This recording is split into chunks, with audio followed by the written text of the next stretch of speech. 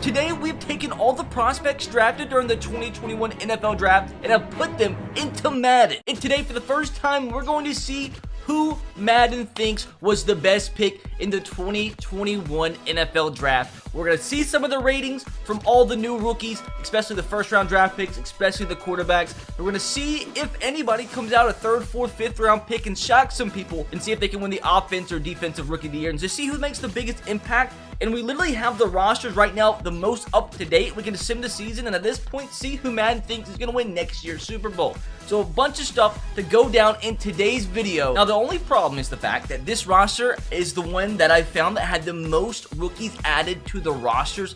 Most of the first 6-7 rounds worth of prospects have been added in this roster. Now I don't necessarily agree with all the rookie ratings. Now, for example, like, the rookie ratings are a little bit higher than what they should be. Like, I don't think Trevor Lawrence is necessarily going to come in at an 81 overall. Like, for my Tennessee Titans, I was kind of looking at the draft picks. Like, I don't freaking think our right tackle second-round pick. I don't know. Why does Dylan have stars like it's a bad word? His name is Dylan, not Dick. But regardless, I don't think he's going to come in at a 76. He'll probably be more around like the 70, 71 overall range. So you will see collectively that a lot of these rookies are maybe 1, 2, maybe 3 overall higher than what I think they'll be in Madden 22. But like, you just got to appreciate the effort put into these rosters. Now, really quick, I do want you guys to let me know in the comment section below who you think had the best draft and who do you think is the biggest sleeper that went after the second round. Who do you think is going to be a third round draft pick or later that has the biggest impact his first season? But as mentioned, the most up-to-date rosters, like, these are the current free agents in real life, the guys still out there. Hopefully my Tennessee Titans can pick a couple of these players up. But first bit of business today is to go over the first round draft picks and to see what their overall will be around. Like I said,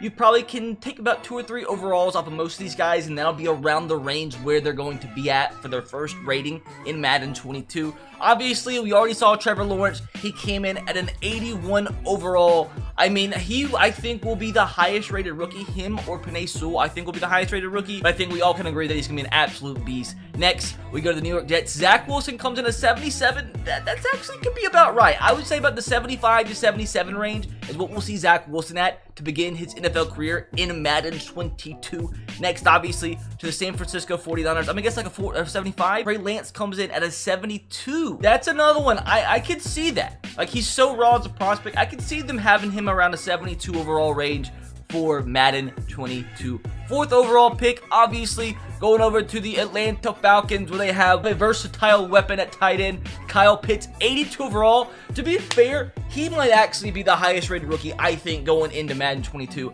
I would actually not be surprised if he came in at an 80 overall. Excited to see Jamarr Chase, the 5th overall pick in the NFL Draft. He's probably going to be around a 78, 79. He comes in at an 81.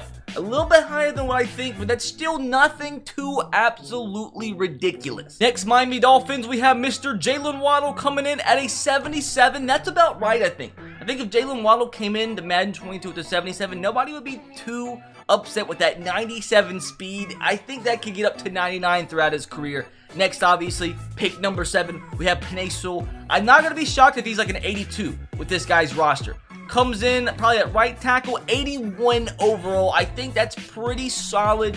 I would expect 79 to 80 in Madden 22 for Mr. Penei Sewell. Next, the 8th pick, our first defensive player for the Carolina Panthers at cornerback, J.C. Horn. I'm going to expect like a 76. That's going to be my prediction. He comes in at a 77, so I'm about right. That's about what I think he's going to be for Madden 22. Next, with the 9th pick, we have another cornerback for the Denver Broncos, who a lot of guys thought was cornerback number 1. He might actually be a high overall. I would think he comes in at 79. So yeah, a little bit higher overall than the cornerback that got drafted before him, Mr. J.C. Horn. Now the 10th pick, this is going to be Mr. Devonta Smith. I'm going to actually not be surprised if he's higher overall than Jaylen Waddle in this guy's roster, and even in Madden 22, comes in at a 79 overall for the Heisman winner.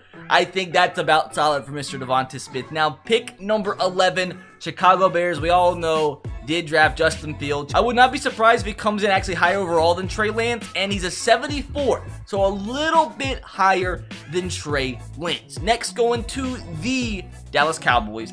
Micah Parsons, he could be another guy that's in the high 80s to begin off his career. I think they're going to have him listed a middle linebacker. That's Jabril Cox. He's a 73.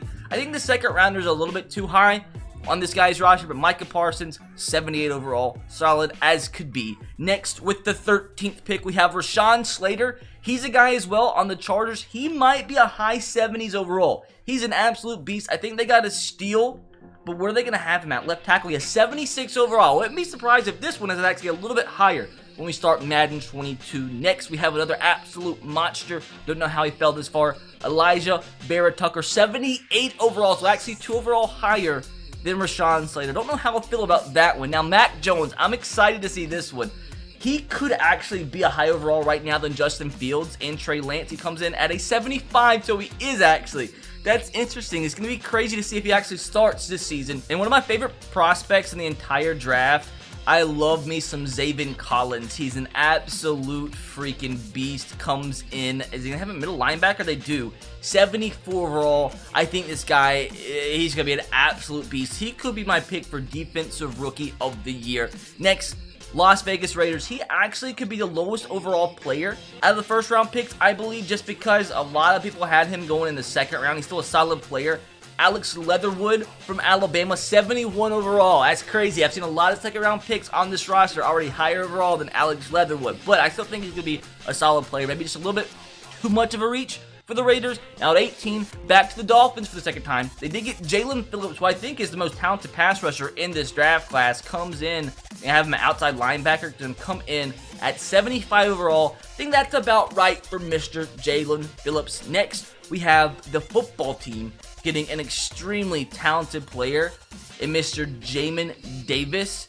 He coming in 73 overall. I think he actually could come in a little bit higher overall than that. I mean, once again, 73 is definitely not bad for a rookie. He's going to be a beast to user next year in a Madden 22 franchise. Going to have a lot of speed at that middle linebacker position. Next, for the New York Giants, they got Kadarius Toney, which kind of shocked me. Still a great player. Just I didn't expect them to take him at 20. He comes in at a 77 overall. He's a beast. That may be a little bit too high. I'm expecting like a 74, 75 to start the year, but still quality player, quality pick, I believe, for the Giants. Next, Indianapolis Colts. They got themselves Mr. Kwity Paye, who I think is a solid pass rusher. I wouldn't have been mad if my Titans got him. Now they're going to have him listed as a right end, 76 overall. I think that's about right. Now with Tennessee Titans, I already saw it. Mr. Caleb Farley, I love this pick at the cornerback position. He's going to come in at a 77 overall. I think that's a solid pick. And it's funny because that picture actually kind of looks like him. Next, Minnesota Vikings. I think the steal of the draft, to be completely fair, Christian Derasol. They got him at 23. Are they going to have him at left tackle? They do 74 overall. I'm expecting that to be a 75 or 76 at the launch of Madden 22. Next, Naj Harris. They always rate running backs pretty highly. So, like, he might actually be an 80. I don't know, it's always a theme. Rookie running backs are ranked pretty high. He's a 79, which in the last few years, you know, you take what they did rate the rookie running backs. This isn't too far-fetched in my opinion. Next, we have another running back. My question mark of the freaking first round just didn't make sense for their needs. Travis Etienne. He is good, but like you have so many other needs, and you already have James Robinson, who's a freaking beast. So that one kind of is weird to me, but that will be a cool little 1-2 punch to watch there in Jacksonville. Next, we have the Cleveland Browns, who I thought had a heck of a draft. Now, obviously, they did get themselves Greg Newsome in the first round. Comes in as 74 overall. It could be a 75. I wouldn't be mad at the 75 for Mr. Greg Newsome. While we're here, we do know they got themselves Jeremiah Owusu-Koramoah. They have him at a 72, which is interesting. I think that's another steal the Browns got in the second freaking round. Next, we have the Baltimore Ravens, who did draft somebody I really would have loved to have on the squad. That is Mr. Rashad Bateman. I'm expecting a 75 overall for Rashad Bateman. And he comes in, oh yeah, exactly, 75 overall. I'm a freaking beast at this. It's like I do this for a living or something. Next, we have Peyton Turner on the Saints. Now, he actually could be maybe a 70. Wouldn't shock me. Peyton Turner comes in as a 72. It's about right for him. Maybe a little reach, but a talented player nonetheless. Next, Green Bay Packers got a really good fit with Eric Stokes in the first round, but at the same time, like, they might have been able to get him later. They maybe could have traded out of the first round, got another pick, but I'm going to say a 73 for Eric Stokes, maybe a 72. He's coming in at a 74, maybe a little high, but maybe it's about right. Maybe it's about right. Like, who am I, dude? I call myself the Madden scientist. Like, what do you expect from me? Next, we have the Buffalo Bills with Gregory Rousseau, defensive end. I think they had a really good draft, the Bills. They got some pass rushers. They addressed that need. Comes in 75 overall at right end. They did get Carlos Basham, another guy, which my Titans really got. He's a beast, 72 rated for the second, or maybe he was a third-round pick. I think they got him in the second round. Second time going over to the Ravens with the 31st pick in the first round. Jason Away from Penn State. He's probably going to be a mid-80s guy again. They're going to have him listed as outside linebacker. Why do they call him Adafe? Is that his real name? Like, why do some people call him Jason and Adafe? It's a really big difference. Like, I don't normally go around calling guys named Jason Adafe. So, like, I'm confused on this one. But regardless, I think that's a solid overall from him. And last but not least, the final first-round selection in the 2021 NFL Draft from the reigning Super Bowl champions. They selected Joe Trion, who, he's a good player, but maybe a little bit of a reach. Probably going to come in at outside linebacker on the right side. 74 rated. I'd expect more like a 71 or 72 for Mr. Trion, but not horrific rookie rating for this Madden 21 franchise roster. Maybe a little bit high on some guys, but I think it was, it's a great job. Valiant effort on the roster. And with that said, time to simulate to the playoffs. And this is basically, at this point in time, what Madden thinks is going to happen next season, because it has the most up-to-date rosters, all the free agents, all the rookies. Let's see. Let's freaking see what Madden thinks. Won't be surprised. Probably going to be the Browns. The Browns freaking win the Super Bowl every freaking year. So, yep, let's go ahead and I can't wait to see the Browns win it again. Well, not the best start as a Titans fan. We didn't make the playoffs, so that's sort of unfortunate. We went 4-12. I don't think that's going to happen, and I definitely don't think the Texans are going to win the division. Like, get out of here with that nonsense. Best record in the league goes to, what do y'all freaking know? God dang Browns, 14-2 on the season. Let's see if there's any shockers here. Bucks, once again, of course, they go 13-3. Chiefs make the playoffs, get a first round bye. Patriots, I think they can be a sneaky team, so as the Cardinals, 11-5. Shocker here, Bengals and Giants, both get 11-5 on the year. Cowboys, big rebound, go 10-6. Texans make the playoffs. That's not going to happen. Saints without Drew Brees, they make the playoffs. Seahawks and Bills squeak out a playoff spot at 8-8 on the year. I think the Niners are going to do better than 7-9. Worst record in the league is going to be a bunch of teams tied up 4-12. Like, bite me. Like, the Dolphins and Titans are not going 4-12 on the year. Like, who do you think I am, dude? Helen Keller? Like, I know better than that. Now, we do need to go and see who won the MVP. So go to Joe Burrow, Cam Newton in second, so he played. Justin Fields comes in third, so he obviously won the Rookie of the Year award. Jameis Winston on the Saints comes in 10th. Now, if we do go to the Rookie of the Year award, now obviously I'm not going to count any old rookies, so the first real rookie that comes up will be that Rookie of the Year winner. So Offensive Rookie of the Year is going to go to Trevor Lawrence. Second is going to be Zac Wilson. We have Naj Harris in third, Jamarr Chase in fourth. So, that's no real shockers, I guess, right there. Defensive Rookie of the Year, that's going to go to Kwity Paye on the Indianapolis Colts. Next, that's Andrew Sisko, another Jag having a great year. I think he's a guy who's really underrated, a great pick for the Jags. Caleb Farley and Asante Samuel rounding out the top 10. Now, on the NFC side of things, Defensive Rookie of the Year is going to go to Micah Parsons. That's not a shocker. You have Jamin Davis up there, not a shocker. Azeez Ojulari, another player I wish my Titans could have got. Great pick for the Giants. He comes in, I think that was third or fourth place. J.C. Horn up there, as was Eric Stokes. So Packers fans shouldn't be too mad they didn't get a receiver, because Eric Stokes looks to be pretty freaking good. Now, Offensive Rookie of the Year, Justin Fields wins it. And we have, any other rookies? Devonta Smith comes in second, Kyle Pitts in third. So that's not real, once again, too much of a freaking shocker. Now, I do want to check out some of these stats on the year for these main rookies. Justin Fields, 4,300 yards, 39 touchdowns, 16 picks.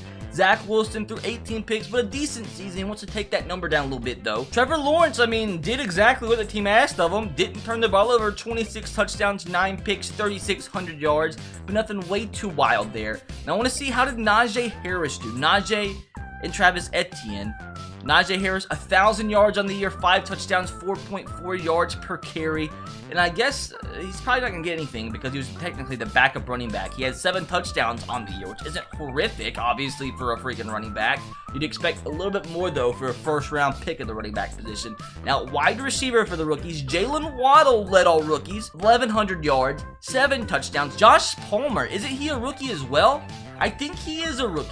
1,100 yards, 9 touchdowns. Now, Jamarr Chase, a big year, 1,100 yards, 11 touchdowns. Kyle Pitts only got 3 touchdowns. It's kind of a shocker, but did have 1,000 yards. I mean, you can't be too mad at that one. And a pretty big drop-off for the rookies here. Julio only had 900 yards. Kyle Pitts had more yards than friggin' Julio Jones. Rashad Bateman, I mean, 900 yards isn't too bad for a rookie in that Ravens offense. 3 touchdowns. You might want a little bit more from him in that front. I can't even find a friggin' other rookie. There we are. Last rookie, Dwayne Eskridge, 846 yards, 3 touchdowns. It's just crazy. We haven't seen anybody like the 3rd or 4th round pick really surprise anybody too much here. While Davis was an incredible year, 111 tackles, only got 1 sack, but he's a freaking tackling machine.